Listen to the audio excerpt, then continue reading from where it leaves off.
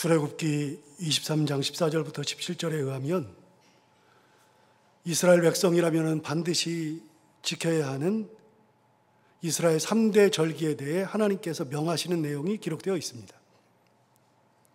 하나님께서 뭐라고 명령하셨는지 그 내용을 보면 먼저 14절부터 17절을 볼 텐데요. 아까 제가 이스라엘 3대 절기에 대한 내용이 출애굽기 23장 14절부터 17절까지라고 되어 있다고 말씀드렸는데, 그 중에 14절부터 17절을 본다는 얘기는 첫 절, 마지막 절, 그걸 보겠다는 겁니다. 그 중간은 조금 이따 보기로 하고요. 그럼 14절부터 17절 중에서 14절, 17절 처음과 끝은 뭐라고 기록되어 있는가? 14절에 의하면 너는 매년 3번 내게 절기를 지킬지니라 라고 하나님이 직접 말씀하셨습니다. 매년 3번 절기를 지키라고 말씀하셨죠. 그럼 17절 끝에는 뭐라고 되어 있는가? 내 모든 남자는 매년 3번씩 주 여호와께 보일지니라 라고 말씀하셨죠. 그러니까 14절과 17절은 동일하게 매년 3번 절기가 되면 하나님 앞에 절기를 지키고 하나님 앞에 보여야 한다는 것입니다. 이것은 해도 되고 안 돼도 되는 선택의 문제가 아니라 반드시 해야 하는 의무와 책임에 관련된 이야기인 것입니다. 그래서 하나님의 이 명령에 의해서 이스라엘 백성들은 1년에 3번씩 예루살렘 성전으로 올라가 절기를 지키게 되었습니다. 이것이 전통이 되었습니다. 이것은 예수님 시대에도 유효해서 예수님도 절기가 되면 예루살렘에 올라가 3대 절기를 지켰었죠. 참고로 우리는 예수님이 이 땅에 33년 사셨다는 거 다 알고 있고, 그 중에 30년은 그냥 개인적인 삶을 사셨고 나머지 3년이 우리를 위한 공생애라고 알고 있는데, 그 나머지 3년이 공생애라는 것을 어떻게 알 수 있을까요? 성경은 예수님이 3년 동안 공생애를 살았다는 기록을 한 적이 없습니다. 그런 말을 한 적이 없습니다. 그런데도 우리는 너무나도 쉽게 예수님이 3년 동안 공생애를 살았다고 이야기를 하는데, 그 근거가 무엇일까요? 그 근거는 요한복음에 있는데, 요한복음에 의하면 예수님께서 3대 절기 중에 유월절을 지키는 장면이 나옵니다. 그게 요한복음에 3번 기록되어 있는데, 요한복음 2장 13절에 유대인의 유월절이 가까운지라 예수께서 예루살렘으로 올라가셨다. 유월절이 되어서 예수님께서 예루살렘으로 올라가셨다는 말이 기록되어 있습니다. 5장 1절에 의하면 그 후에 유대인의 명절이 되어 예수께서 예루살렘에 올라가시니라 라고 되어 있죠. 동일하게 2장에 있는 말씀과 같이 유월절이 됐을 때 예수님께서 예루살렘으로 올라가셨습니다. 12장 1절에 의하면 유월절 엿새 전에 예수께서 베다니에 이르셨다. 베다니는 예루살렘 바로 건너편이 베다니입니다. 유월절 엿새 전에 예수께서 베다니에 이르시니 이곳은 예수께서 죽은 자 가운데 살리신 나사로가 있는 곳이라 라고 말씀이 기록되어 있는 것을 우리가 볼 수 있습니다. 요한복음 12장 1절 이후에 예수님께서는 엿새 전에 올라가서 그 6일 동안, 유월절 이전에 6일 동안 예루살렘 경내로 들어가셔서 우리가 잘 알고 있는 예루살렘에서의 많은 일들을 하셨죠. 대표적으로 성전에서 환전하는 이들의 상을 뒤엎으시고, 비둘기 파는 사람들의 비둘기 파는 그것도 뒤엎으시고, 그랬던 여러 가지 일들이 바로 마지막 12장 1절 이후에 나오는 겁니다. 이렇게 예수님께서 예루살렘에 올라가셔서 유월절 절기를 지키는 3번 나오기 때문에 예수님의 공생애가 3번이라고 얘기하는 겁니다. 우리가 아는 바와 같이 예수님의 주 사역지는 예루살렘이 아닙니다. 예수님은 예루살렘에 명절을 세러 3번 올라가셨고 그 중에 3번째 올라가셔서 예루살렘에서 십자가에 달려서 돌아가셨을 뿐이지, 예수님의 주 사역지는 예루살렘이 아니라 갈릴리였습니다. 갈릴리 호수를 중심으로 모든 사역이 이루어졌는데 명절이 되면 예루살렘에 올라가셨던 거죠. 이렇게 예수님께서 예루살렘에 올라가셨던 이유는 3대 절기 중에 하나인 유월절을 지키기 위해서였던 것을 우리는 알 수 있습니다. 하나님은 이스라엘 백성들이 출애굽해서 시내산에 이르렀을 때 매년 3대 절기를 지키라고 분명히 말씀하셨던 겁니다. 그렇다면 그 3대 절기가 무엇인가? 매년 3번 지키라, 내 앞에 보이라 말씀하셨는데 그 3대 절기가 무엇인가? 아까 출애굽기 23장 14절부터 17절이라 그랬는데 14절과 17절은 받고 그 중간에 있는 15절과 16절에 3대 절기가 나옵니다. 15절을 보시면 너는 무교절의 절기를 지키라 라고 되어 있죠. 여러분, 첫 번째 절기는 무교절입니다. 무교절은 새벽기도 때 많이 설명을 드렸는데 무교절은 유월절과 이어져 있습니다. 여러분, 유월절은 우리가 다 알잖아요. 이스라엘 백성들이 애굽에 있을 때 하나님께서 그들을 구원하기 위해서 10가지 재앙을 행하셨고 그 중에 마지막 재앙이 장자의 재앙인데 그 장자의 재앙, 장자를 다 죽이실 때 이스라엘 백성들은 유월절에 어린 양을 잡아서 그 피를 문에 설주와 인방에다 발랐을 때 하나님께서 하나님의 사자를 내려보내셔서 그 집에 들어가서 장자를 죽이려고 했을 때 피가 발라져 있는 그 집은 넘어가셨다. 그래서 유월절이라는 말이 붙었다는 얘기를 말씀을 드렸습니다. 그게 유월절입니다. 그 유월절 이날이 1월 14일인데 유월절의 절기가 1월 14일이고 그 다음 날 15일부터 21일까지 계속해서 이어지는 절기가 무교절입니다.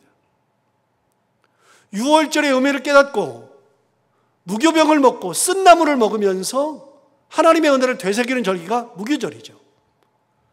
그러므로 여러분, 무교절을 지키라는 얘기는 유월절을 지키는 거랑 똑같습니다. 아까 예수님께서 예루살렘에 올라가셨을 때 유월절에 올라가셨다. 이거는 유월절을 지키기도 하고 무교절을 지키기 위해서도 올라가는 거였습니다. 이것이 이스라엘 자손들에게는 가장 중요한 절기가 되었죠. 3대 절기 중에 첫 번째는 무교절, 유월절을 지키는 거였습니다. 그러면 나머지 2가지가 무엇인가? 16절에 보면 그 답이 나와 있습니다. 첫 번째, 맥주절을 지키라 그랬습니다. 이는 내가 수고하여 밭에 뿌린 것의 첫 열매를 거두미니라. 여러분, 맥주절이라고 하는 것은 1년의 수확을 마친 후에 지키는 절기입니다. 우리가 지난주에 맥주감사절을 지켰는데 이것이 바로 3대 절기 중에 하나였죠. 하나님의 은혜에 의해서 출애굽을 한 이스라엘 백성들이 가나안 땅에 들어가서 첫 번째 수확을 했을 때, 그때가 언제냐? 맥주절이죠. 그 절기에 감사해서 하나님 앞에 지키는 것이 바로 맥주절이었습니다. 여러분, 밭에 뿌린 것에 첫 열매를 얻었다고 해서 감사해서 이런 절기를 지켜야만 할까요? 예, 당연히 지켜야만 합니다. 소득이 생겼으니까 감사하면서 절기를 지켜야 되겠죠. 그런데 여러분, 뭐 소득 생겼다고 뭐 하나님 앞에 감사절기를 지키냐? 그러는데 여러분, 진짜로 지켜야 됩니다. 왜냐하면 항상 말씀드리지만 소득은 내가 잘나서 얻는 것으로 착각하는데 절대로 그런 게 아닙니다. 소득은 전적으로 하나님의 은혜입니다. 소득할 날이 가까웠는데 갑자기 날씨가 변덕스러우면 소득이 엉망이 됩니다. 우리는 작년에 사과값이 하늘 높은 줄 모르고 올라간 것을 경험했습니다. 왜요? 사과가 병이 들어가지고 제대로 열리질 않았거든요. 요즘 시대에도 이렇습니다. 요즘 시대에도 소득이라고 하는 것은 내 의지랑 상관없는 것들이 너무나도 많습니다. 그게 안 됩니다. 날씨가 제대로 받쳐주지 않으면 열매가 제대로 맺질 않죠. 어떤 경우에는 너무 추워서 냉해를 입고, 어떤 경우는 너무 더워서 입마른 병이 생기죠. 그래서 우리는 농약 엄청나게 칩니다. 우리가 먹는 것은 농약으로 만들어낸 농산물을 먹는 경우가 많잖아요. 농약으로 안 하고 무농약으로 하겠다. 진짜 고생합니다. 당연히 비쌀 수밖에 없죠. 그런데 무농약이 항상 잘 되느냐? 그렇지 않습니다. 농약을 쳐도 안 되는데요. 제가 아는 분 얘기를 가끔 말씀드리는데, 포항에서 미나리 농사하는 분인데 지금으로부터 한 15년 전에 갑자기 폭풍이 와가지고 비닐하우스가 다 날아가고 농사 짓던 곳이 쑥대밭이 되어서 결국 그 해에 제대로 수확하지 못해서 그분이 3억의 손해를 받습니다. 15년 전 얘기입니다. 여러분, 요즘 시대에는 안 그럴 것 같은데 요즘 시대에도 그러는데요. 하나님께서 말씀하시는 이 시대는 완전한 농경사회입니다. 지금처럼 비닐하우스가 있는 것도 아니고, 그렇다고 물을 대는 시스템이 발달한 것도 아니고, 그야말로 하늘만 쳐다보게 되는데, 그러니 수확은 내 노력, 내 능력이 아니라 하나님의 절대적인 선물인 것이죠. 그렇게 하나님께서 소득을 주셨으니 그 첫 열매를 하나님 앞에 드리는 것은 감사한 겁니다. 그것이 맥주절입니다. 하나님이 그걸 지키라고 하셨습니다.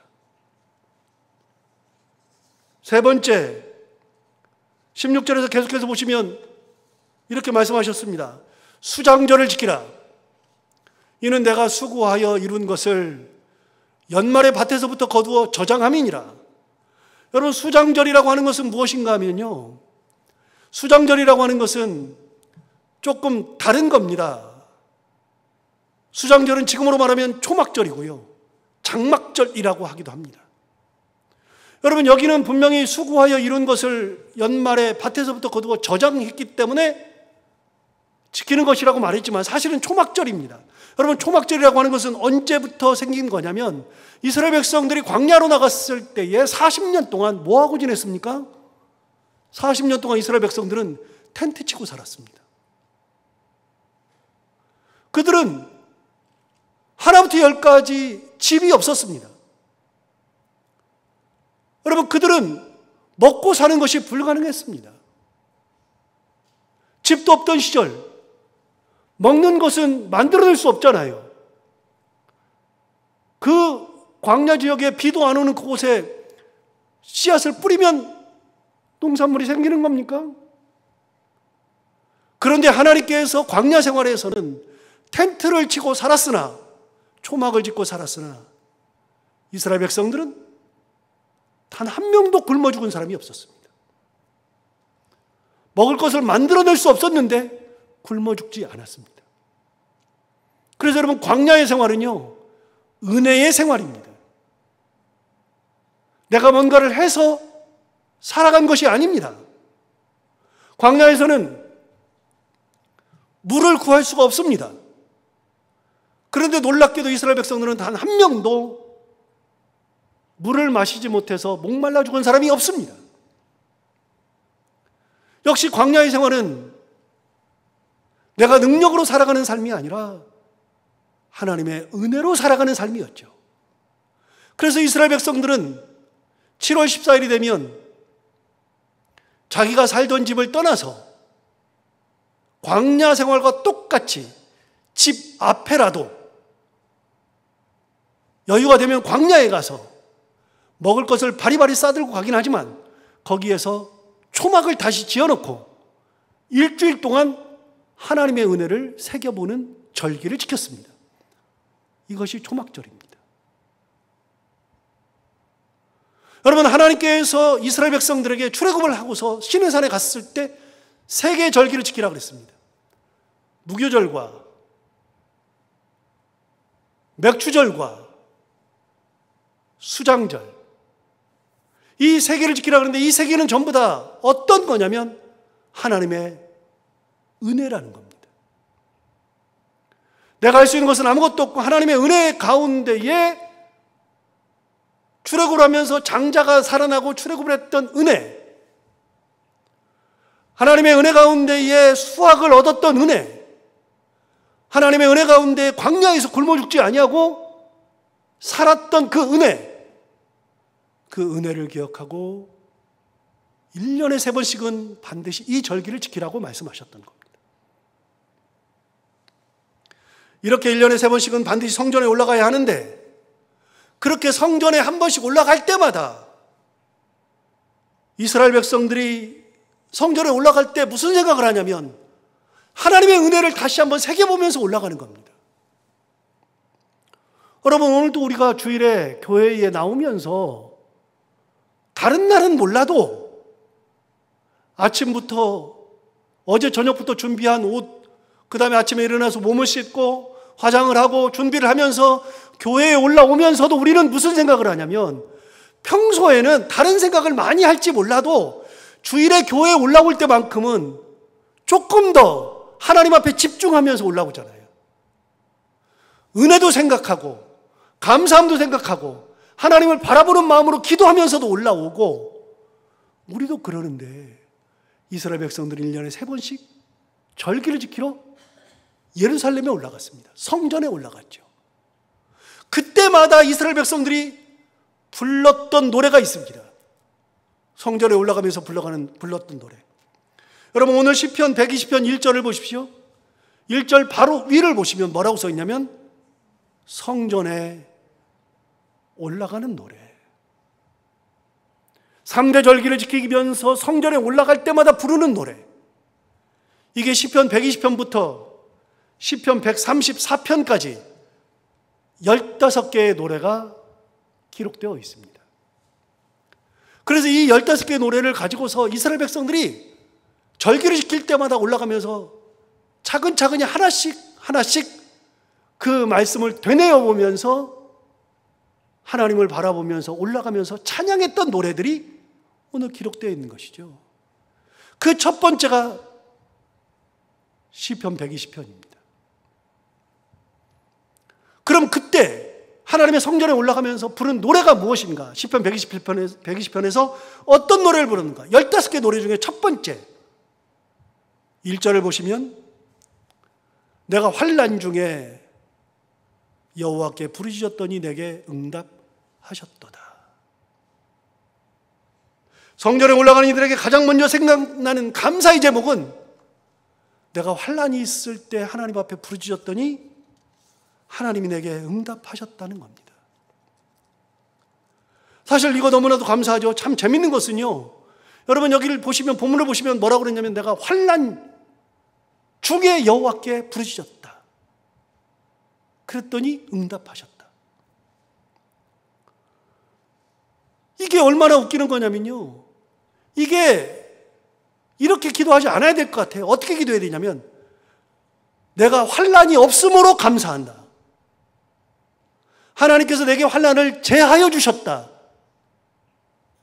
이래서 감사하면서 찬양하는 것은 이해가 됩니다만 시편 120편의 기자는 뭐라 그러냐면 내가 환난 중에 여호와께 부르짖었다. 환난이 없었다는 것이 아니라, 환난이 내게 사라진 것이 아니라 환난이 있었다는 겁니다. 여러분, 성전에 올라가는데 이스라엘 백성들이 환난이 있었던 거예요. 어려움이 있었던 거예요. 삶이 괴로움이 있었던 거예요. 그런데 그런 환난 있을 때, 환난 중에 여호와께 부르짖었더니 여호와께서 응답하셨다. 이게 첫 번째, 하나님의 성전에 올라가면서 첫 번째 들었던 생각입니다. 우리는 인생을 살면서 환난 없이 살 수 있는 존재들이 아닙니다. 사람은 누구나 똑같습니다. 목사는 환난이 없나요? 그것에 답하기 전에 다른 질문을 해볼까요? 목사는 아프지 않아요? 목사는 병에 걸리지 않아요? 저는 허리 수술을 했었고요. 그때 허리가 너무 아파가지고서 하나님 앞에 죽여달라고 너무 괴로워서 하나님 제발 저 좀 죽여주세요. 저를 좀 데려가 주세요. 그렇게 기도하던 때가 있었습니다. 심장이 엄청 좋지 않습니다. 저는 심장이 나쁩니다. 엄마한테 물려받은 심장이 너무나도 안 좋습니다. 그래서 약을 먹지 않으면 안 됩니다. 제가 약을 먹은 지가 10수년입니다. 40대부터 약을 먹었으니까요. 너무 어린 나이에 심장에 관련된 약을 먹습니다. 목사는 그런 걸 피해가나요? 저는 폐렴이 3번 걸렸고 폐결핵도 걸렸었습니다. 폐결핵 걸려가지고서 약을 6개월 동안 이만큼씩 먹었습니다. 그 부작용으로 몸에 가려움증이 생겨가지고 지금도 그 가려움증으로 약 부작용으로 지금도 고생하고 있습니다. 저는 옛날에 약을 먹을 때 효능 및 부작용이라는 이렇게 안내하는 그 종이나 아니면 약에 붙여 있는 것 보면 효능 및 부작용이라고 꼭 써 있거든요. 그거 볼 때 옛날에 부작용을 읽어본 적이 없습니다. 효능도 읽어본 적이 없어요. 그냥 약국 가서 어디가 어떻습니다 그러면 주면 그거 그냥 먹고 나았지 부작용에 대해서 생각해 본 적이 없습니다. 그런데 폐결핵 약을 먹으면서 폐를 고치면서 온몸에 가려움증이 시작됐는데 의사가 그러더라고요. 이걸 먹으면 가려움증이 생길 거다. 저는 아무런 생각 없이 그냥 그 약을 먹었는데 한 달 정도 지나니까 6개월을 먹었는데 가려움증이 생겨가지고 긁기 시작하는데 이 다리가 완전히 터져가지고 이제는 조금 괜찮아졌긴 했지만 폐결핵은요 지금은 살지만 한 50년 전에는 폐결핵 걸리면 99%가 다 죽었습니다. 여러분 이런 게 피해 갑니까? 목사니까 뭐 달라요? 여러분 저는 자녀들이 있는데 제 자녀들은 무조건 잘 됩니까? 여러분 지난주 설교 다 들었잖아요. 다 될 거라고 생각했는데 갑자기 안 되는 것은 어떻게 된 겁니까? 여러분 사람들은 환난 없는 사람이 없습니다. 왜 나만 겪는 고난이냐고요? 여러분 김석규 씨가 그 찬양했잖아요. 왜 나만 겪는 고난이냐고. 원망하지 마세요. 여러분 나만 겪는 고난이 있죠. 그런데 나만 겪는 거는 특별한 나만의 거지만 다른 모든 사람들이 다 나만 겪는 고난이 다 있습니다.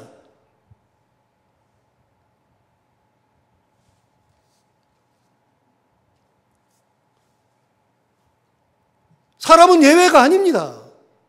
그럼 하나 물어봅니다. 이스라엘 백성들은요? 이스라엘 백성들도 똑같았습니다. 성전에 올라가는 그들이 지금 하나님께서 3대 절기를 지키라 그러니까 올라가고는 있는데 그들이 올라가면서 가장 먼저 생각나는 것은 뭐냐면요. 내가 환난 중에 여호와께 부르짖었다는 것이 먼저 생각났습니다. 주께서 응답하셨다. 환난이 없어서 감사한 게 아니라 환난이 있는데 환난 중에 기도했더니 하나님께서 들어 응답해 주셨다.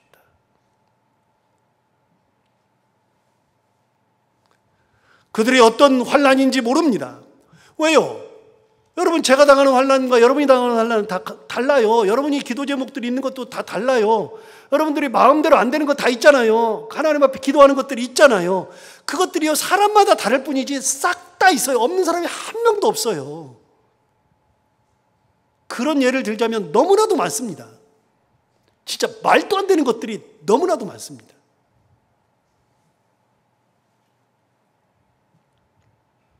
다 가졌는데 하나가 부족한 것들, 그 하나가 엄청나게 큰 것들이 너무나도 많습니다. 그렇게 살아간 사람들 많아요. 예수 믿으면 환난이 피해가는 것이 결코 아닙니다. 이스라엘 백성들 똑같겠고요. 여러분 모세가 대단한 지도자잖아요. 모세가 진짜 대단한 지도자인데요. 모세가요 대단한 지도자인데 모세를 따라다니던 이스라엘 백성들한테 엄청나게 많이 당했습니다. 죽을 때까지 당했습니다. 그럼 모세는 뭐 지도자로서 대단한 지도자지만 아무런 환란이었고 누구도 모세의 말을 100% 잘 듣고 그런 지도자가 세상에 어디 있습니까? 다윗은요, 요셉은요, 다니엘은요. 여러분 모든 사람들이 다 환란 가운데 하나님 앞에 부르짖고 하나님의 응답 가운데 살아가는 겁니다.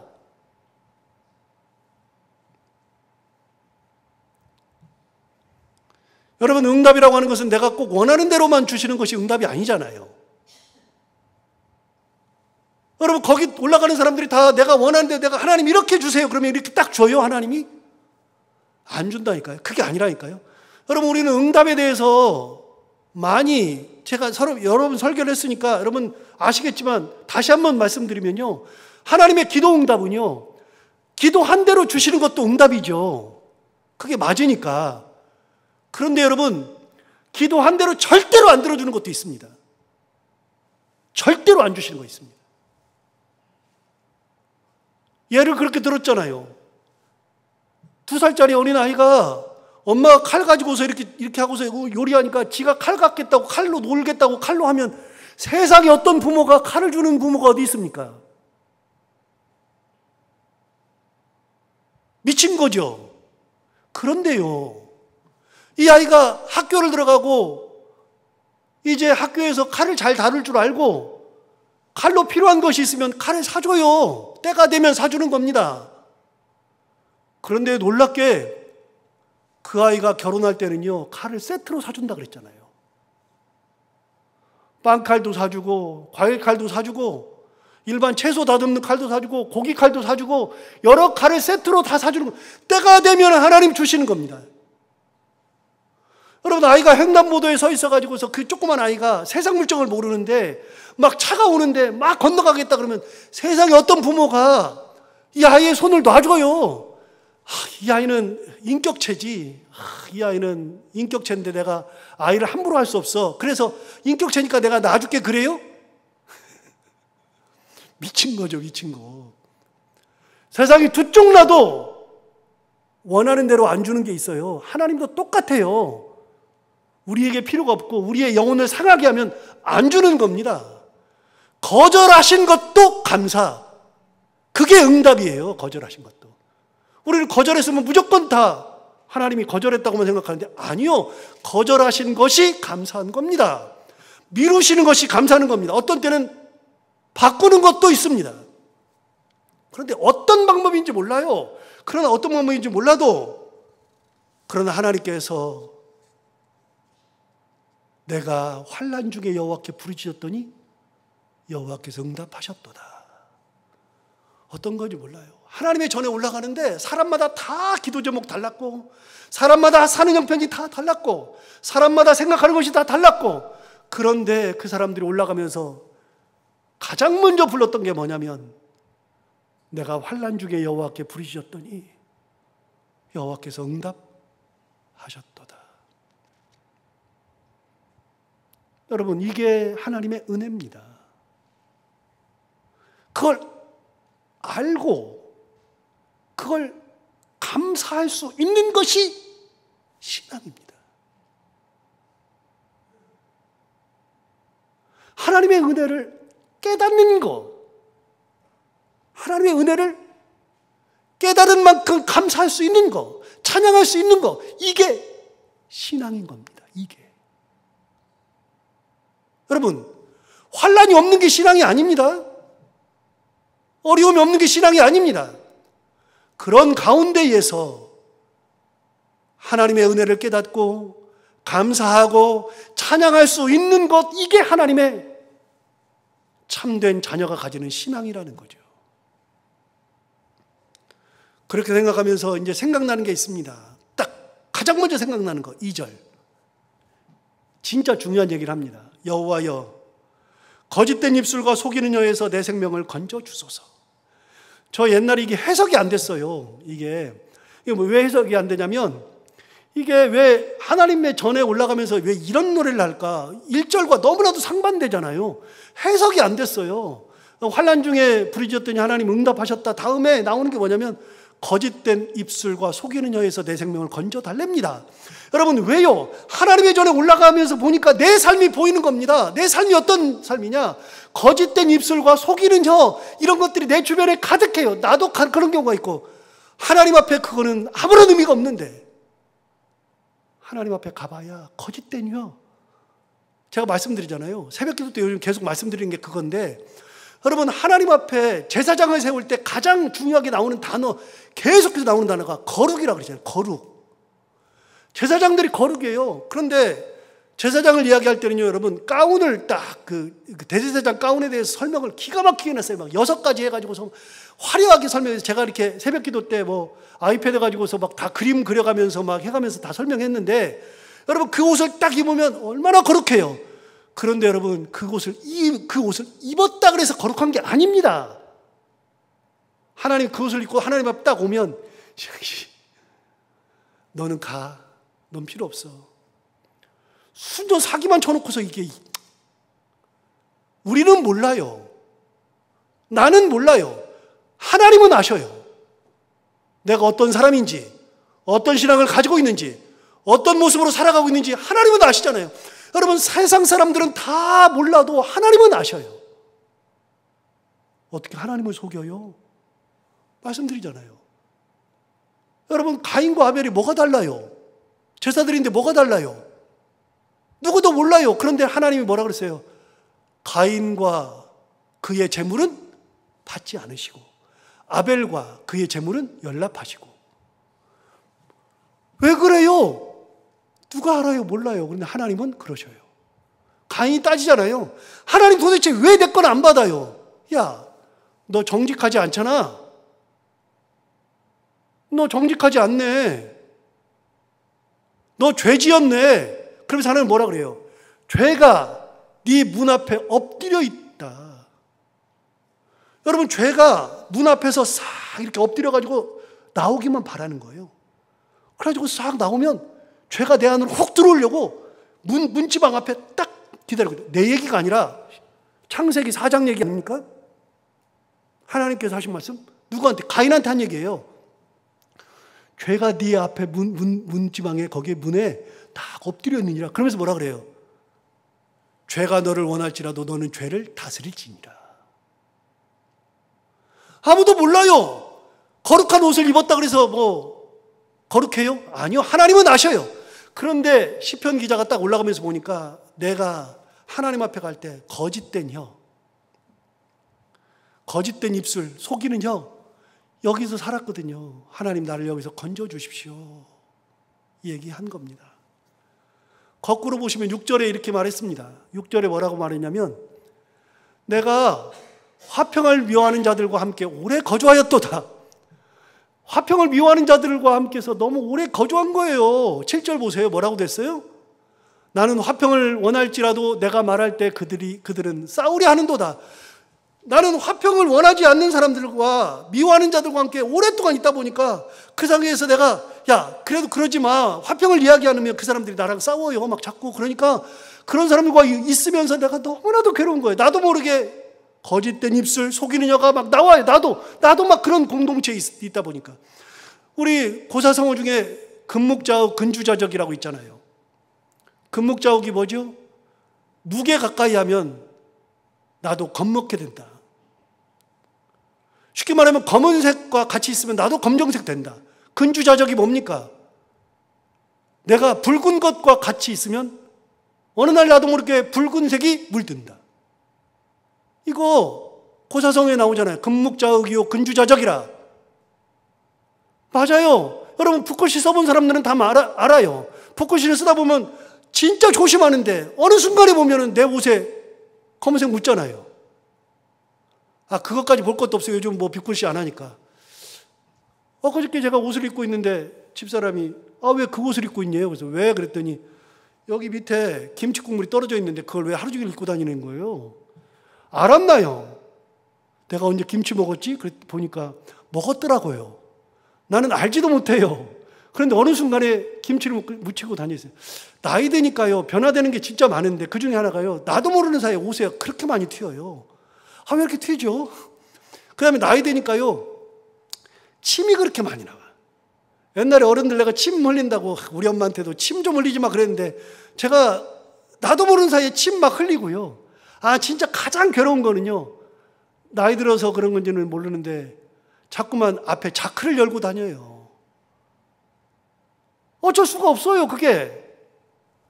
그런데 여러분, 우리가 김치를 먹으면 김치가 배요.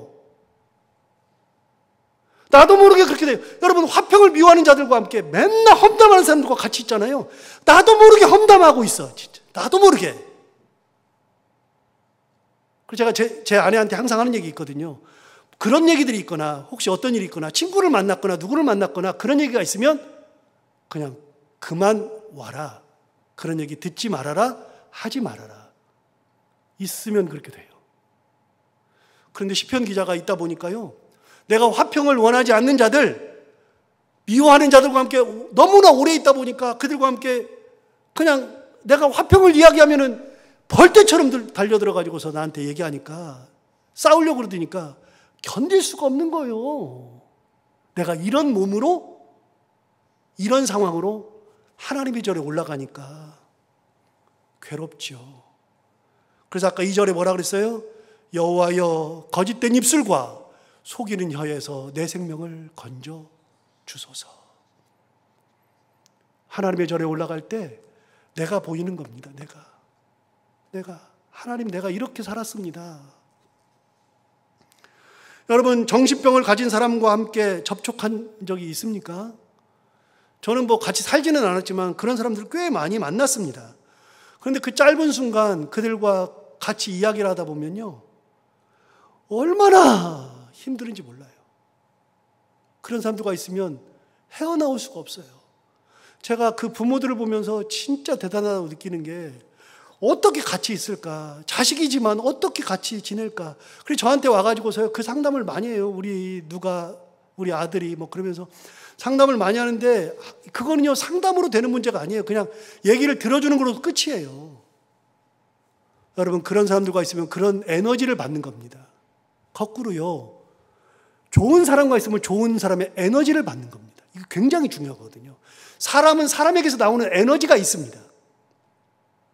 이제 그 얘기는 이제 다음번에 설교할 때 혹시 기회가 있으면 하겠지만, 사람은 사람에게서 나오는 에너지가 있습니다. 긍정의 에너지를 가진 사람은요, 항상 밝아요. 같이 있다 보면 밝아져요. 기뻐요. 그런데 부정적 에너지를 가진 사람들이 있거든요. 음의 에너지를 가진 사람들은요, 그 사람들에게 나오는 에너지가 나한테 와가지고 내가 미쳐 죽겠어요. 힘들어요. 너무나 힘들어요. 여러분, 정신병을 앓는 사람과 같이 있으면요, 견딜 수가 없습니다. 시편 기자는 어떻게 했어요? 화평을 미워하는 자들과 함께 있다 보니까 너무나도 괴로운 거예요. 그래서 하나님 앞에 뭐라 그래요? 하나님, 거짓된 입술, 속이는 혀, 여기서 내 생명을 구원해 주십시오. 이렇게 기도하죠. 3절과 4절을 보면 그런 사람들에게 있는 하나님의 형벌이 있습니다. 속이는 혀, 너 속이는 혀여, 무엇을 내게 주며 무엇을 내게 더할꼬? 속이는 혀, 무엇을 내게 더할까? 그러면서 이제 그들에 대한 형벌을 이야기합니다. 4절에 보면 말합니다. 장사의 날카로운 화살과 로뎀나무 숯불 이리로다. 여러분, 장사의 날카로운 화살은 뭐예요? 여러분, 장사가 맨날 활 쏘는 연습만 하니까 이 사람은요, 웬만하면 딱 땡겨 쏘면 다 죽어요. 다 맞아 죽어요. 속이는 혀를 가진 사람은 장사의 화살을 막 맞는다는 거예요. 장사의 화살. 두 번째, 로뎀나무 숯불이라네요. 여러분, 로뎀나무 숯불이 뭐예요? 유대인의 탈무드에 보면 로뎀나무 숯불 얘기를 합니다. 여기 있는 것들은 우리가 해석이 안 되는데, 유대인 탈무드에 보면 로뎀나무 숯불에 대한 이야기가 나오니까 그 얘기를 제가 합니다. 탈무드에 가면 이렇게 말하죠. 어떤 사람이 초막절, 즉 7월 14일이라고 그랬잖아요. 7월 14일에 모임에 가서 보니까 로뎀나무 숯불이 타고 있는 걸 봤어요. 그걸 보고 나서 집에 갔다가 6월절, 1월 14일이 됐죠?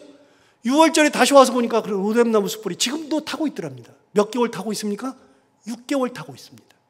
이게 탈무드에 나오는 얘기입니다. 실제로 로뎀나무 숯불은요, 나무 중에서 가장 오래 탄답니다. 그래서 한 3일을 탄답니다. 이것도 말이 잘 안 되지만 굉장히 오래 탄답니다. 그럼에도 불구하고 탈무드에는 6개월도 더 타는 걸로 되어 있습니다. 로뎀나무 숯불이 뭡니까? 끊임없이 이루어지는 불. 그렇게 속이느냐? 그에게 있는 형벌이다. 5절에서 말합니다. 메색에 머물며 게다리 장막 중에 머무는 것이 내게는 화로다. 여러분, 메색에 머물며 게다리 장막에 거한다. 다 모르는 얘기인데요. 메색은 뭐냐면 간단히 말하면 이렇습니다. 메색은 이스라엘 북쪽에 아수르가 있는데 아수르의 북쪽에 있는 도시가 메색이고요. 게달은 이쪽 이스라엘 오른벽 동쪽에 가면 사우디아라비아, 지금의 사우디아라비아, 아라비아에 게달이라는 도시가 있습니다. 그 메색도 도시고 게달도 도시인데 이 두 도시는요, 당시에 화려한 도시입니다. 굉장히 좋은 도시. 굉장히 화려하고 다 가지고 있고 그런 도시인데 시편 기자가 뭐라 그러냐면 메색에 머무는 거, 게달의 장막 중에 머무는 거, 이게 화려하고 좋고 그런 것 같아도 속이는 여는 거기에 머무는데 오히려 거기 머무는 것이 화가 되는 것과 똑같다. 좋은 거 하나도 없다. 여러분, 그게 뭐가 좋아요? 의미가 없잖아요. 하나님의 전에 올라갈 때에는 다 필요 없습니다. 여러분, 하나님 앞에 설 때에는 아무것도 의미가 없습니다. 하나님 앞에 설 때에는요, 진실함으로 서는 거고요, 감사함으로 서는 거고요, 환난 중에서 내게 응답하신 그 하나님의 그 섭리를 볼 줄 아는 눈으로 서는 거고, 그거에 감사하면서 찬양하며 서는 것이 가장 귀한 거다. 이게 성전에 올라가면서 이스라엘 백성들이 부르렀던 첫 번째 노래입니다. 이 노래처럼 우리가 다 하나님의 그 섭리에 감사할 줄 알며 세상적인 것으로 나를 채우고 세상적 방법으로 많은 것을 가지려고 하는 것이 아니라 거짓되지 않고 진실되고 온전한 모습으로 하나님 앞에 설 수 있는 그런 신앙생활하는 우리 모두가 다 되기를 바랍니다. 기도하겠습니다. 하나님 아버지, 감사합니다. 이스라엘 백성들이 하나님의 전에 올라가면서 첫 번째 불렀던 노래, 이 찬양을 보면서 하나님의 은혜가 어떤 것인지를 다시 한번 새겨보게 해주셔서 참으로 감사합니다. 하나님 아버지, 우리가 거짓된 혀, 속이는 삶에서 벗어나게 하시고 그런 것들에 가까이 하지 않게 하시고 오로지 거룩한 모습, 온전한 모습으로 하나님 앞에 서게 하시며, 우리가 세상 살면서 환난이 없을 수 없으나 환난 중에 하나님 앞에 기도하며 응답받으며 하나님의 전에 올라올 수 있는 그런 삶 살아갈 수 있도록 주님, 우리의 삶 가운데 함께하여 주시고 환난 가운데도 지켜주시고 인도하여 주옵소서. 예수님 이름으로 기도하옵나이다.